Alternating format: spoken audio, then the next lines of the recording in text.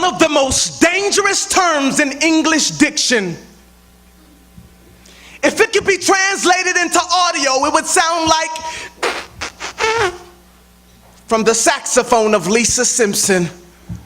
Two words designed and strategically combined to form the biggest oxymoron in the history of mankind. Almost.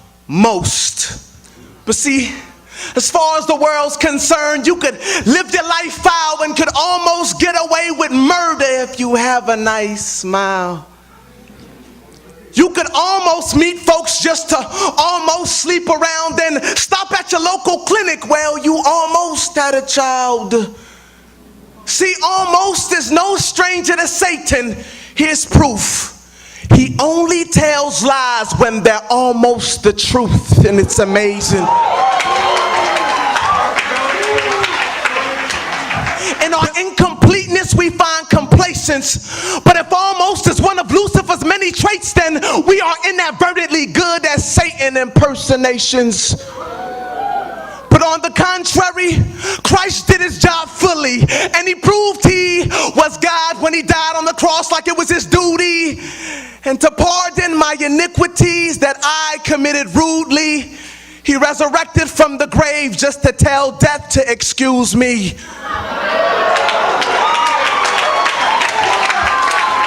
But excuse me, this is your life, and that's something I can't impose on.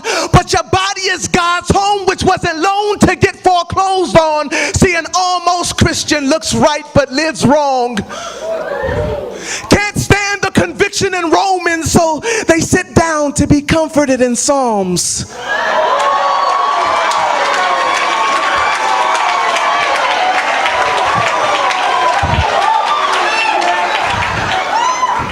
Never understood worship, but love to sing songs like, I surrender all.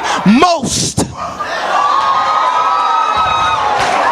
Because it's far too expensive for you to spend your life on something that doesn't appeal to your five senses. See, nowadays Christianity's like a Louis rag. No functional use, but we just rock it because it's stylish. Not righteous, but right-ish. So now all God sees is a pile of Ishmaels when he intended for Isaacs.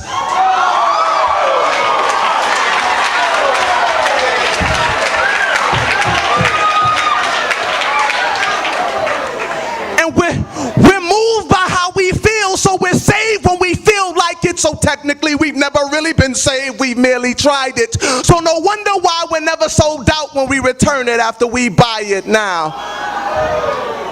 Let me break it down, because you need to beware that your life could lack the very standards that need to be there. Because on that final day of judgment, while God's receiving his heir, will he say, son, well done, or medium rare? Because even by worldly standards, it'll be highly insane for you to start spending all of your money days before you almost get paid. Like parents, you wouldn't send your kids to a school that's almost safe. And ladies, would you really date a man who claims he's almost straight?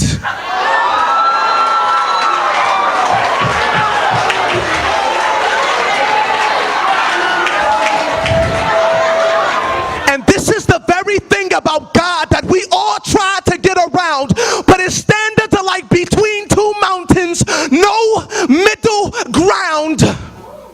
So a halfway life is unprofitable to you.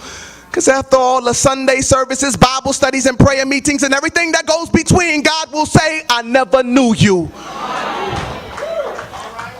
But that's not even the worst part of living your life as neutral.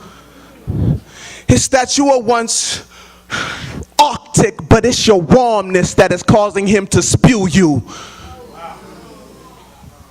And this is the very thing that had me. I was bound and held down by the unforgiving gravity of my spiritual reality. I was a Christian, or at least I portrayed the fantasy. with a filthy personal life, but God bless you, brother. How you doing, sister? Personality. I was a male enveloped by guilt because I was stamped a sinner. I said I was a male enveloped by guilt because I was stamped a sinner. My message couldn't be received because I didn't represent the sender, yet I was almost delivered. Till that one day that I totally, absolutely, and completely surrendered, I took heed to a modern prophet who proclaimed it was time for change. Now I'm no longer bound to sin, point blank, off the chain. You could ask Umar Abdul Muttalib.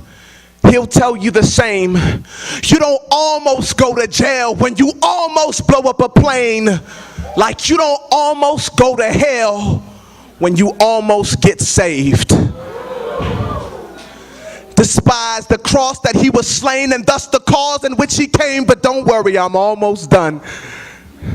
But before I leave this stage, we have all worked in sin and death was minimum wage. I said, we've all worked in sin and death was minimum wage. But if it wasn't for Christ, we would have almost got paid.